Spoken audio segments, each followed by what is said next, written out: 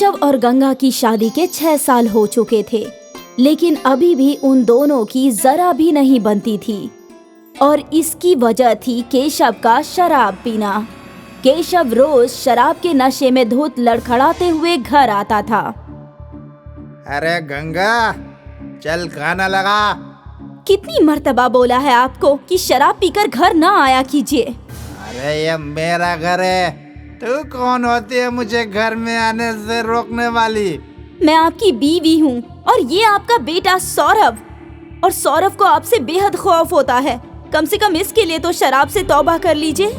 ये मेरा बेटा है, मुझसे खौफजदा कैसे होगा? तो कुछ भी अनाप शनाप बकती है। सौरभ, अरे सौरभ। सौरभ अपने वालिद से खौफजदा होकर अंदर के कमरे में भाग जाता है। तूने मेरे बेटे को बुज़दिल बना दिया है। और नशे की हालत में केशव गंगा को पीटने लगता है। ये सब रोज का था। केशव रोज शराब पीकर आता और नशे में अपनी बीवी को मारा करता था। केशव का बेटा सौरभ उससे बेहद खौफ खाता था और वो अक्सर किसी कोने में छुप जाया करता था। एक रोज की बात है, गंगा ने फैसला कर लिया था कि आज वो केशव के इस रोज रोज के शराब की परेशानी से निजात पाकर ही रहेगी। इसलिए गंगा ने अपने वालिद मधुकर राव को घर बुलाया। अब्बूजान, अब ये रोज का हो गया है।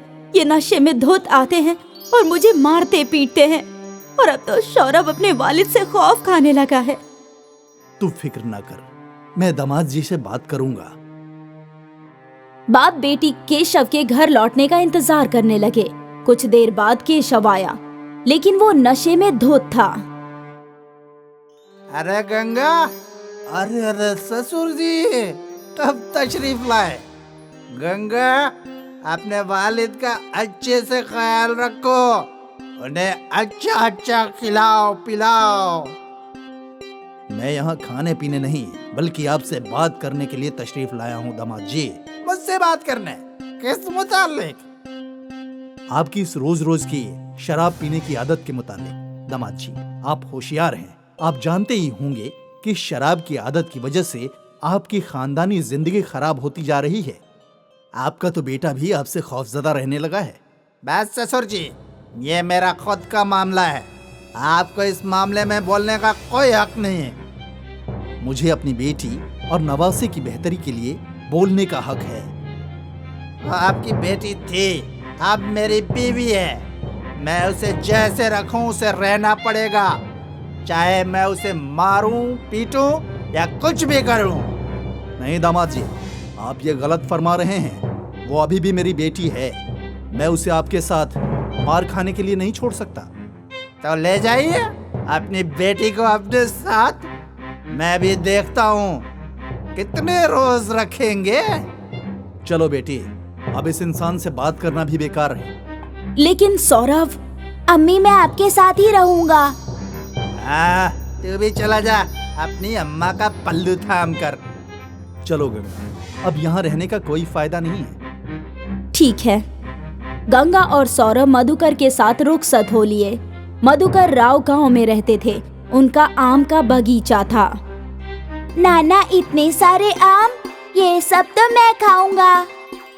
हाँ हाँ, खा लेना। ये सब मैंने तुम्हारे लिए ही तो उगाए हैं मेरे बच्चे। सौरभ नाना के घर पहुंचकर बेइंतहा खुश था, लेकिन गंगा परेशान थी। वो खर्चे का सोच रही थी। अब्बूजान, मैं यहाँ तो आ गई, लेकिन मेरी वजह से आपके खर्च में इजाफा हो जाएगा। इन आमों को फरोख्त कर जैसे तैसे आपका गुजारा हो रहा था। अब हम दोनों का भी बोझ आप पर आ गया है। अब सब कैसे मुमकिन होगा? इतना मत सोच गंगा, वो ऊपर वाला है ना, वो कोई ना कोई राह जरूर दिखाएगा। मैं खुश हूँ कि तुझे उस शराबी शौहर के साथ रहना नहीं पड़ रहा है। ऊपर वाला सब ठीक कर देगा। ठीक है। गंगा ने घर का सारा काम संभाल लिया। अब मधुकर राव पूरा वक्त अपने आम के बगीचों में अपने नवासे के साथ गुफ्तगू करने में गुजारते थे। नानू जान, वो पेड़ आपने कब लगाया था? वो दरख्त शायद जब तेरी अम्मा तेरी उम्र की होगी तब। बाप रे, और वो सबसे बड़ा वाला? वो मैंने नहीं लगाया बेटे, वो तो मेरे वालिद साहब ने लगाया था, मेरी पैदाइश से भी कब्ल। मतलब वो आपसे भी बड़ा है? हाँ। तभी गंगा सबके लिए चाय और नाश्ता लेकर आई। बहुत हो गई गुफ्तगू आप दोनों की, थोड़ा नाश्ता कर लीजिए। अरे गंगा, काफी रोज हो गए तेरे हाथों की वो लजीज चटनी खाए हुए। देख, आम भी कच्चे हैं, वो चटनी मिल जाती तो मजा आ जाता। ठीक है अब्बूजान, आज बनाती हूँ, शाम को ले आऊंगी। अरे वाह। मधुकर और सौरभ चाय के साथ नाश्ता करने लगे। गंगा बावर्ची खाने लौटी और वो मसालों से चटनी बनाने लगी। कुछ ही देर में उसकी चटनी तैयार हो गई। अब ये तैयार है। गंगा चटनी लेकर बागीचे में लौटी तो वहाँ मधुकर के 2 दोस्त भी आए थे। अब्बूजान, चटनी बन गई है। बहुत खूब, इन दोनों को भी खिलाओ। जरूर अब्बूजान।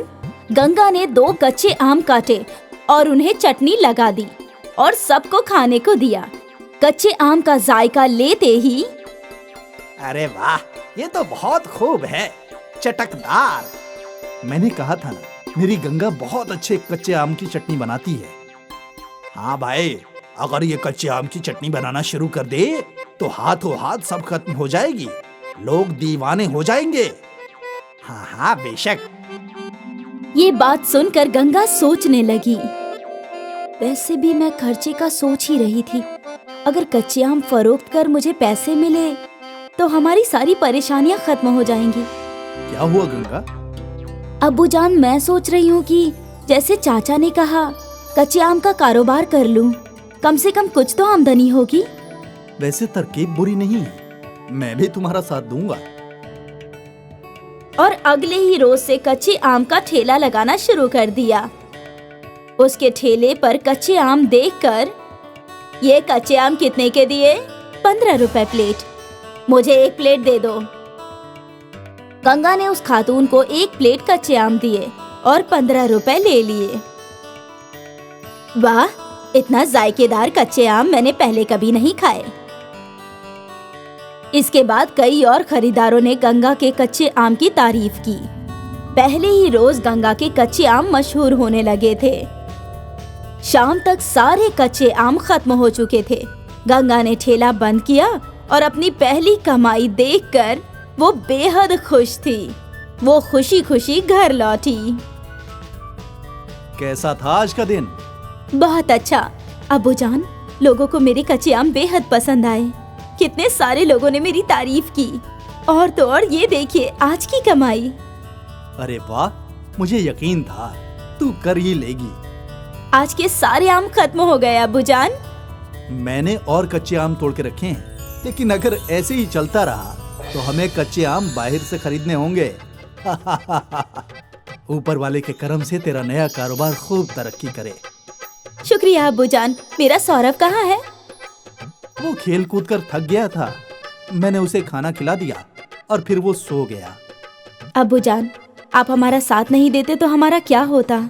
मेरी बिटिया, मैं अपनी दुख्तर का साथ कैसे नहीं देता? तू तो मेरी गुड़िया है, मेरी परी, और तू कभी भी मुझ पर बोझ नहीं बनी। गंगा ने अपने वालिद को गले लगा लिया और शुरू हो गए खुद इन्हीं सारी की मुहिम। गंगा रोज कच्चे आम फरोख्त करती और उसके वालिद साहब उनकी मदद करते, सौरभ को संभालते। अब गंगा को अपने शराबी शौहर की कोई जरूरत नहीं थी। सही कहा था मधुकर राव ने, बेटियां बोझ नहीं होती।